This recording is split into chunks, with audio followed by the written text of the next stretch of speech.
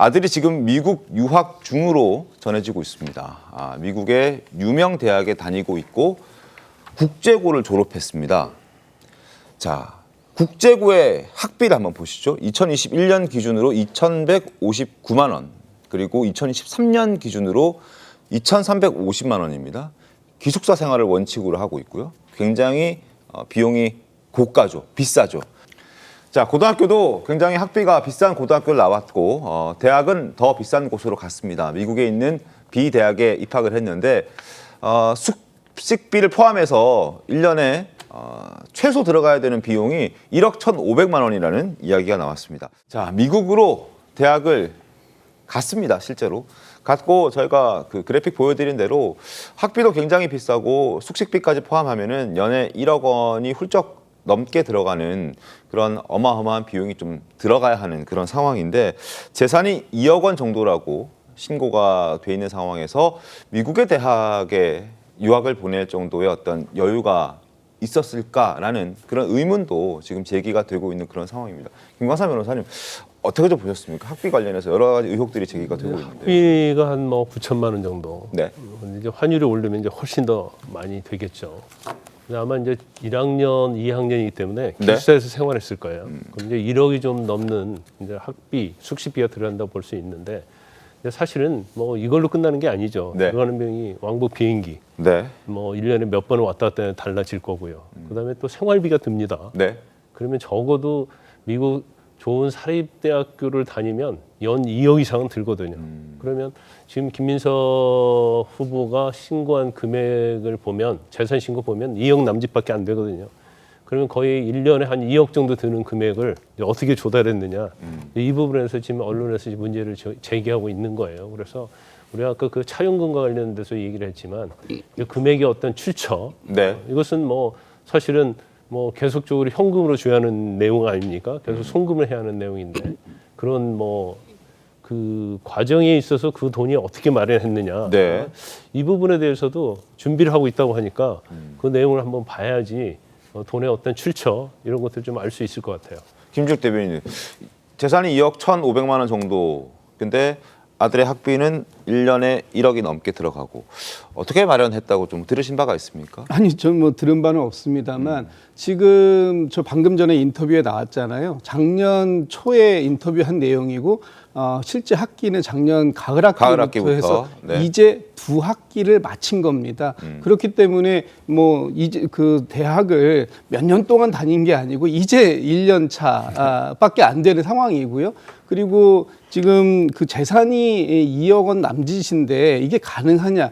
지금 김민석 그 후보자 같은 경우에는 현직 국회의원입니다. 세비가 있어요. 그래서 지금 발생되는 이 학비에 대해서는 물론 일부 좀 과하게 부담을 해야 되는 부분이 있겠지만, 그것은 뭐 부모로서 얼마든지 감당할 수 있는 현재의 경제력은 된다.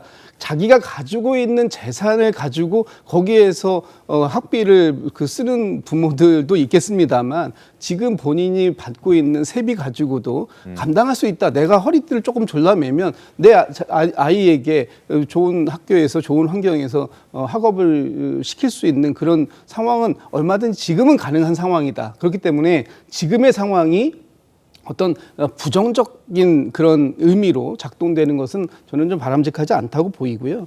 어쨌든 지금 김민석 그 후보자가 2018년도에 거액의 한 뭐 9천만 원 네. 정도의 그 자금을 긴급하게 융통했는데 왜 그것부터 안 갚고 아이에게 이 학비가 고가의 학비가 들어가는 아이를 외국의 대학으로 보냈느냐라는 비판, 뭐 일부 뭐 하시는 분들도 있을 수 있겠습니다만, 이분들에게 일정하게 양해를 좀 구했다면, 네. 그렇다면 얼마든지 이 그 본인의 경제력 범위 안에서 우선순위를 다르게 할 수 있는 건 충분히 가능한 부분이 있지 않을까. 그래서 지금 마치 이제 막 1년의 학기를 시작한 그 자녀의 학비 문제가 이 지금 김민석 후보에게 제기되고 있는 약간의 그 문제 제기들, 금전적인 문제 제기 네. 이런 부분하고 너무 이렇게 그 맥이 닿아 있는 것처럼 완전히 그 뭐 부정한 그런 부분이 있는 것처럼 일단 얘기하는 건 바람직하지 않고요. 이번 인사청문회가 있기 때문에 그 인사청문회에서 충분히 김민석 후보자가 본인의 입장을 소명할 수 있다면 그 부분에 대해서는 의혹은 해소될 수 있는 부분이 있다. 좀 기다려줄 필요가 있겠다라는 생각이 듭니다. 네, 김재섭 의원님. 근데 물론 뭐 이 자식에게 학비가 필요하다는 자식에게 뭐 다 주고 싶은 게 부모 마음이겠죠. 뭐 100번 동의를 합니다만은 앞서서 뭐 김광삼 의원님께서 말씀하신 것처럼 뭐 1억 5천만 원에서 2억 가까이 1년에 든다고 이야기를 하셨는데 국회의원 세비로 감당이 불가능합니다. 2억은. 저희가 숨만 쉬고 모든 그 세비를 다 학비로 사용한다 하더라도 턱없이 부족한 상황인데 그렇다면 결국 그 나머지 캡, 그러니까 내가 받은 세비를 모두 전송한다 하더라도 네.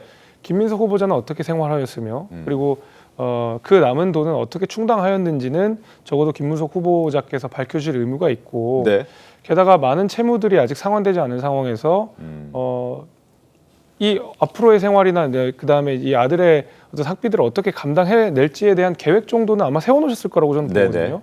그런 이제 청문회 과정에서 자세하게 밝혀주시는 게 저는 필요하다. 이거는 왜 그러냐면 이제 자식 문제에 관해서 이 문재인 정부 때도 조국 전 장관 문제가 민주당에도 크게 문제가 된 적이 있지 않습니까? 네. 그것이 문재인 정부를 휘청하게 만든 일이기도 했었기 때문에 초반에 이 문제는 잘 다잡고 가시는 게 이재명 정부에게도 좋은 게 아닌가 저는 그렇게 생각합니다. 네.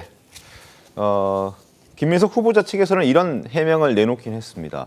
자녀의 교육과 학비는 전 배우자가 담당하고 있다. 김민석 총리 지명 후보자가 한 차례 이혼했던 적이 있기 때문에 전 배우자가 담당하고 있다라는 그 김민석 후보자 측의 설명은 있긴 했었습니다.